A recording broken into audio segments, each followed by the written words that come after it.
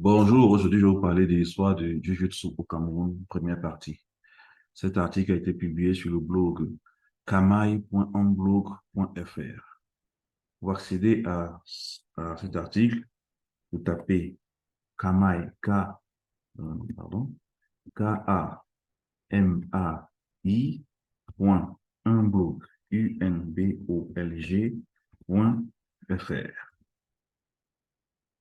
Là, vous voyez ce dernier article a été publié le 23 août 2023. Il faut savoir que ce blog est animé par votre humble serviteur que je suis.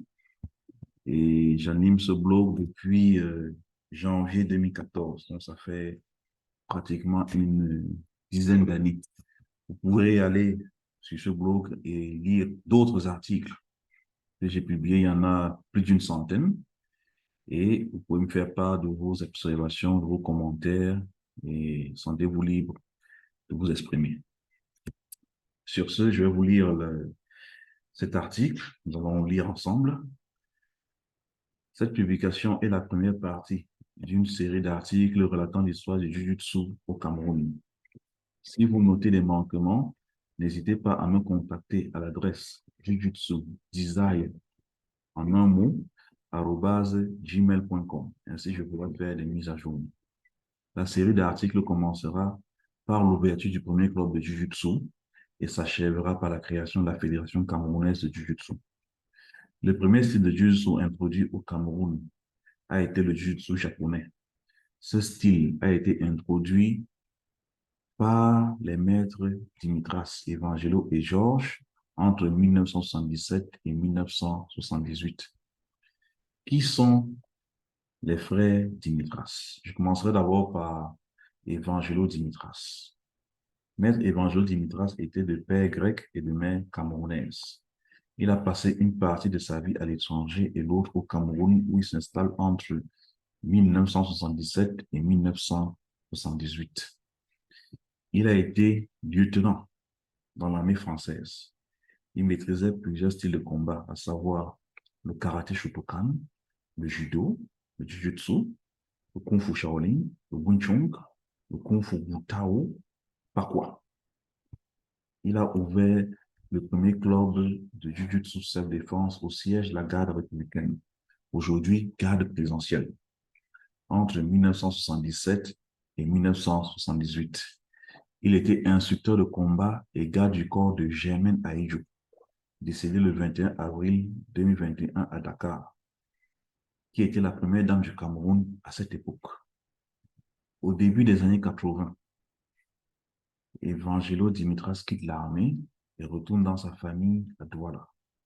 Il rejoint son frère au centre de formation en arts martiaux, connu sous le nom de Budo Afrique ou Centre Wushu vers 1985.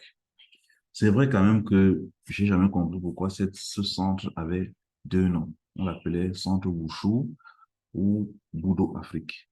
Mais dans la documentation officielle que j'ai pu avoir, ce centre s'appelait Budo Afrique. Maître Georges Dimitras, tout comme son frère, était un pratiquant d'arts martiaux de haut niveau, à la différence qu'il n'a pas été militaire. Il a commencé à donner des cours à des amis au domicile familial. Le succès grandissant, il a délocalisé les cours à l'église orthodoxe de Douala.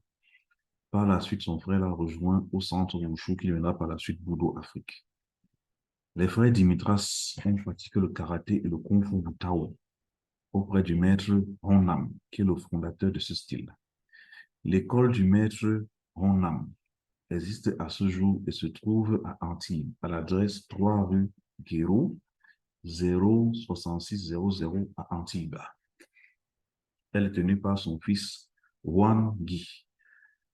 Vous pouvez aller sur Google et vous accéder au site de cette école et vous avez toutes les informations possibles. Les frères Dimitras entretenaient donc des liens privilégiés avec le maître Honnam jusqu'à la mort de ce dernier en 1992. Le succès du centre Wushu a permis à Georges Dimitras de signer un contrat de formation pour tenir de combat du personnel des forces armées et police, FAP, dont le club se trouve à Yaoundé, en face du lycée Général Leclerc. Georges Dimitras a été un des pères fondateurs de la Fédération camerounaise de karaté. Il n'avait pas souhaité occuper un poste de responsabilité. Si vous voyez la photo là, j'ai pu avoir une photo. C'est Georges Dimitras au centre là, qui effectue une démonstration. Il casse les briques. Voilà, et il est accompagné de deux de ses élèves. C'est Georges Dimitras au centre. Il a également contribué au développement du Nambudo en organisant un stage de Nambudo animé par Yoshinao Nambu, le fondateur de cette discipline. Si vous regardez en dessous, là, je vais un peu agrandir. Vous avez en costume Maître Nambu. Et de part et d'autre, vous avez des élèves de Georges Dimitras. Donc, la photo a été prise au centre Wushu ou Budo Afrique, bon, comme c'est de l'époque, comme on l'appelait à l'époque. Donc, en noir à l'arrière, vous avez Maître PK, je couche ici, jaune, Maître Jojen, en jaune, en chemise blanche, Maître Pouli et Koué Samuel, et en t-shirt, Maître Seke Martin. Si je ne me trompe pas, il a été champion du Cameroun de karaté entre 1982 et 1983. Ce sont des personnalités fortes des arts martiaux du Cameroun dans les années 80-90. Pour la plupart, sont passés chez Georges Dimitras. On continue. Maintenant, on va parler de l'âge d'or du centre Wushu, ou Budo Afrique. Entre 1983 et 1997, d'après les documents que j'ai pu avoir, le centre Wushu a organisé plusieurs stages internationaux. En plus du maître Nambu, cité plus haut, d'autres maîtres, en l'estat de maître Honnam et son fils Hongin, y ont organisé des stages. Les personnalités des arts martiaux du Cameroun, comme je disais plutôt, ont été élèves des frères Dimitras, notamment le célèbre maître Bikout Jean-Luc, qui nous a malheureusement quittés en 2005, précurseur du full contact au Cameroun. Maître Emmanuel Wakam, ancien président de la Fédération camerounaise de karaté. Maître François Ibrahim, instructeur de karaté au club Kamikaze à Douala. Maître Hanak, l'expert en Nambudo, que tout le monde connaît. Je vous présente encore cette autre photo. Vous voyez la maître Ronnam au milieu, qui est entouré des élèves de Georges Dimitras. Donc, quand je dis Georges Dimitras, c'est Georges Dimitras et Evangelo Dimitras. C'est les deux qui animaient Budo Afrique ou Centre Wushu. Voilà. Si on continue, je vous montre encore une autre photo qui confirme que les stages internationaux étaient bien organisés par les frères Dimitras. Ici, vous avez une affiche de stage qui a eu lieu, ouais, le vendredi 3 juin 1983 à 20h à la maison du parti. Ici, on parle de la maison du parti, c'est la maison du parti de Bounanjo, à Douala. Le site existe toujours aujourd'hui. Un gala international de Kung Fu Karaté animé par Maître Wong.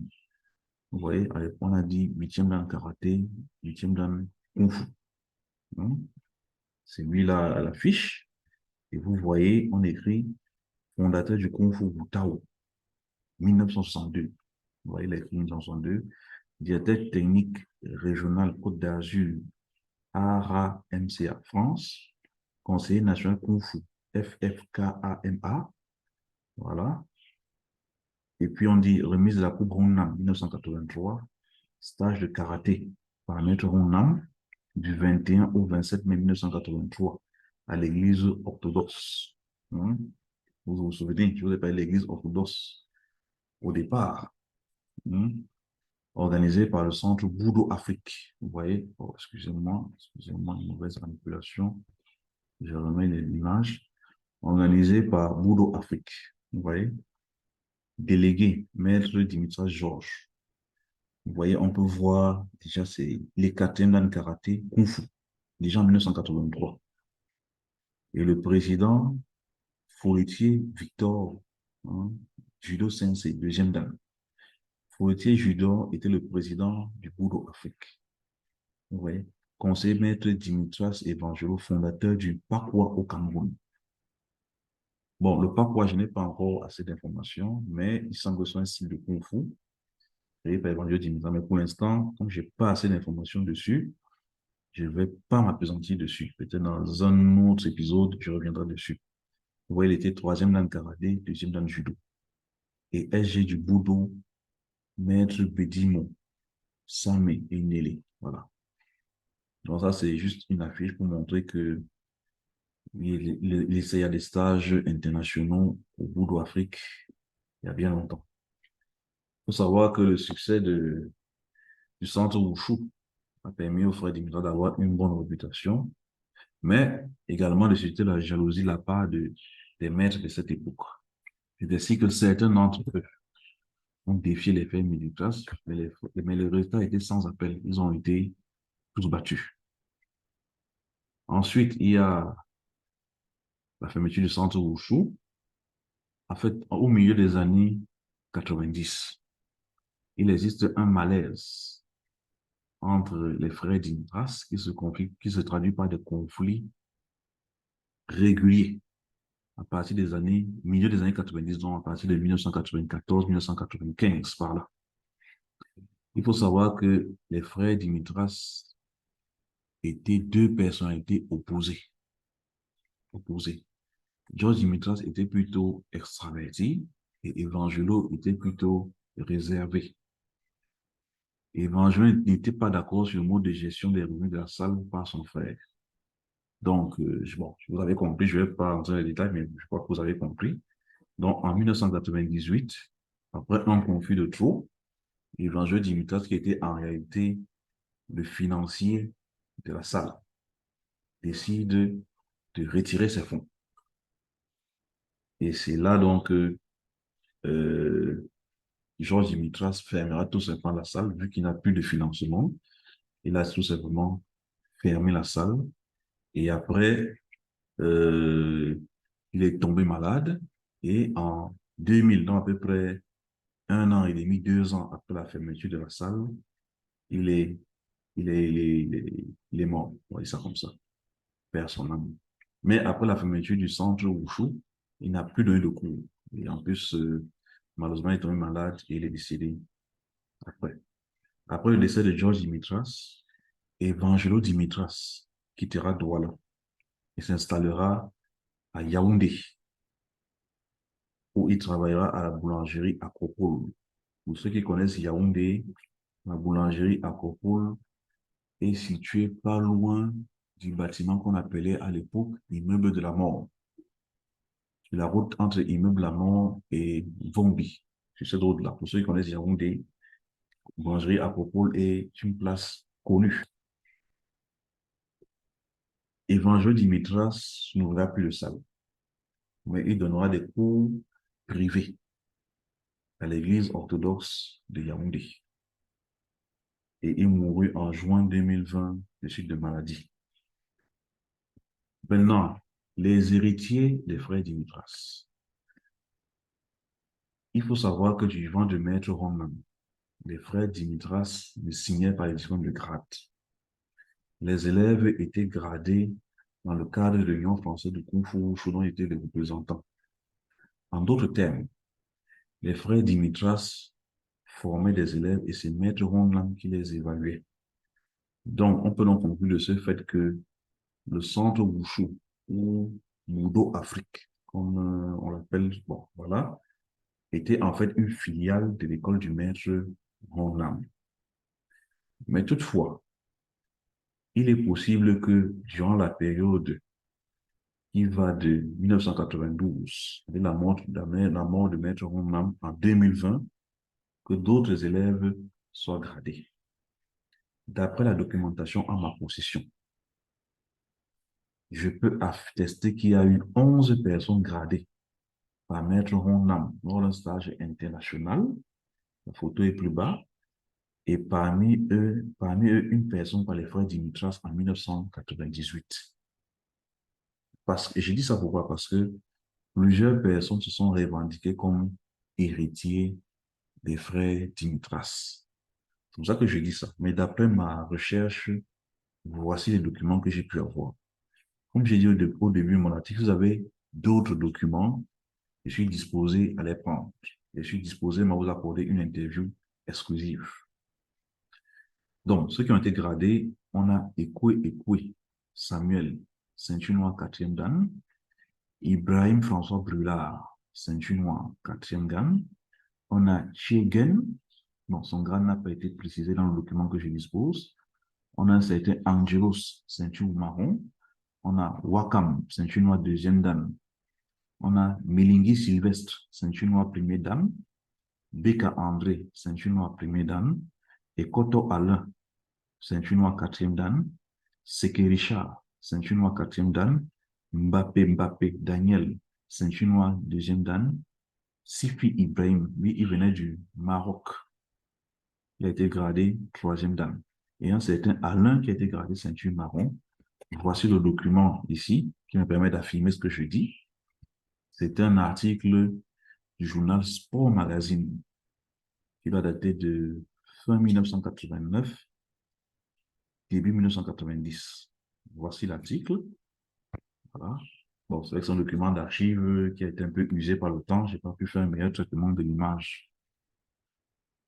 Ensuite, je disais donc tout à l'heure que l'héritier principal, d'après les informations que j'ai reçues, de différentes sources, était Beka André. Pourquoi je dis ça?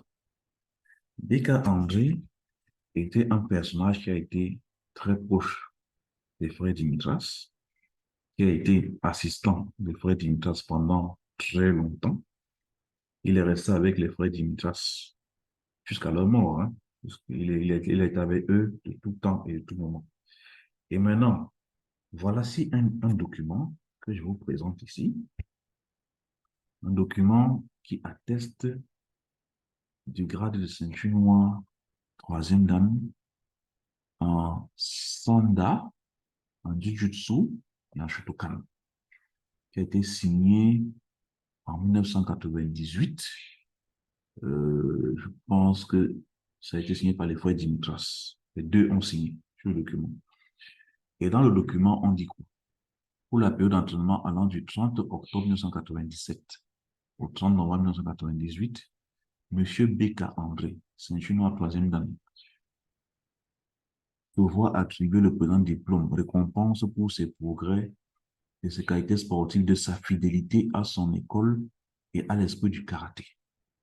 Vous voyez, c'est un diplôme de reconnaissance des frères Dimitras, ceinture noire 3e dan en karaté, Shotokan, Jujutsu et en Sanda, ou Sanda, oui, quelque chose comme ça.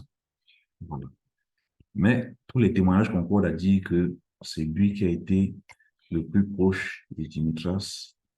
Et malheureusement, aujourd'hui, il n'enseigne plus, mais je souhaite vraiment qu'il revienne sur le tapis. Je le souhaite vraiment. Bon, on peut voir une de ces photos ici à l'entraînement. C'est une de ces photos. J'essaie un peu d'agrandir là. Une de ces photos. Ça, c'est une technique qu'on appelle Yoko Tobi Geri. Yoko Tobi Geri, oui, en karaté. Donc, coup de pied latéral sauté. Et ça, c'est ça, il travaille ça sur un sac de frappe. C'est une technique avancée. Voici son diplôme ici, signé du maître Hong Nam. Je vais essayer d'agrandir. Hein. Voilà, vous voyez, c'est son diplôme ici. Et ce diplôme a été certainement obtenu lors du stage international que j'ai lu plus haut. Hein. Il était avec les maîtres Mbappé Daniel, maître François Ibrahim, les maîtres Wakam et les autres. Vous voyez, passage de grade du 16 décembre 1989, lieu Douala. Et c'est signé par qui? On regarde ici en bas, c'est maître Hong Nam, qui était il y a 10e dans la moment-là. Voici ça. Voilà. Il a été gradé en quoi? Karaté-do. Oui, karaté-do, ceinture noire pour médaille. Voilà. Et vous regardez bien l'adresse hein, dont je vous parlais tout à l'heure. 3 rue Guéraud, 06600, Antibes, France. Vous voyez bien ici, Union française de Kung Fu Wushu, style Wutao Nanchuan Pai. Voilà. Et le Wutao, c'est quoi? C'est le style de combat créé par Maître Hong Nam. OK. Donc, on revient à notre article. Comme je disais, d'autres élèves se revendiquent comme héritiers de Georges et Évangile Dimitras. Comme j'ai dit, hein, le but, c'est pas de créer des polémiques, mais c'est de rétablir des faits historiques. Hein. Nous sommes à la recherche de la vérité. Je peux me tromper, c'est vrai. C'est pour ça que j'invite donc tous ceux qui ont des documents à me les transmettre. C'est juste ça. Maintenant, ensuite, après les frères Dimitras, il y a eu Maître Brousson. En 1989, Maître Panangila Kobongobo, plus connu sous le nom de Maître Brousson, arrive au Cameroun en provenance de la République centrafricaine. Il était ceinture noire 5e dan de Jiu-Jitsu. À la différence des frères Dimitras, qui étaient experts en plusieurs styles de combat, il était connu comme expert uniquement en Jiu-Jitsu. Je vous mets sa photo ici. Voilà. Je vais agrandir sa photo. C'est lui-là.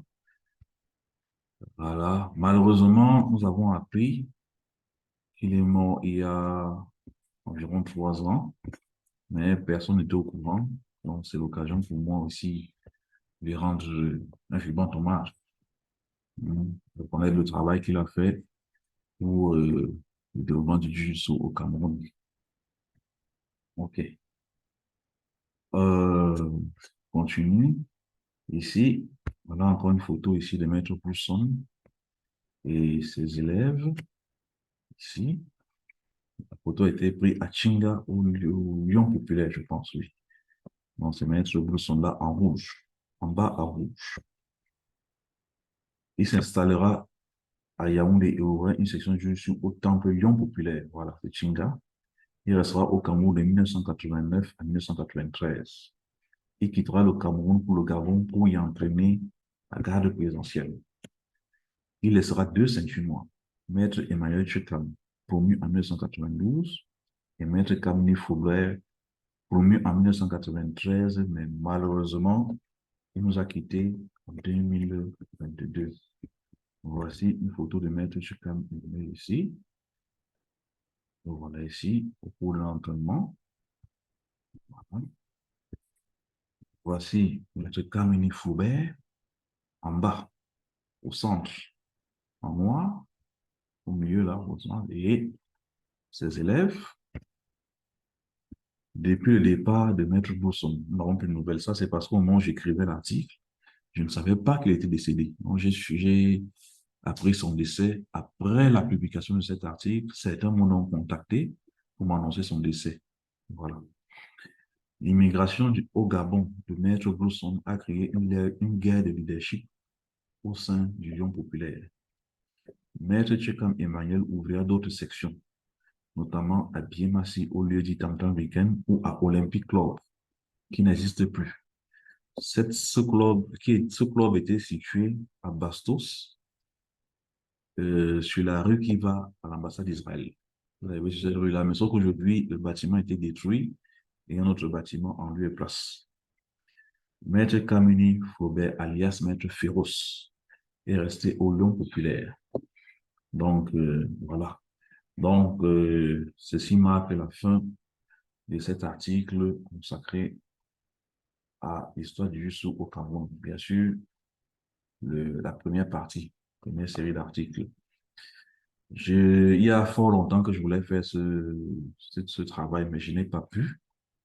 Mais j'ai pu finalement y arriver parce que j'ai été aidé par des personnes que je tiens à remercier. Il s'agit de Maître Beka André, Maître Ibrahim François, Maître Wangui,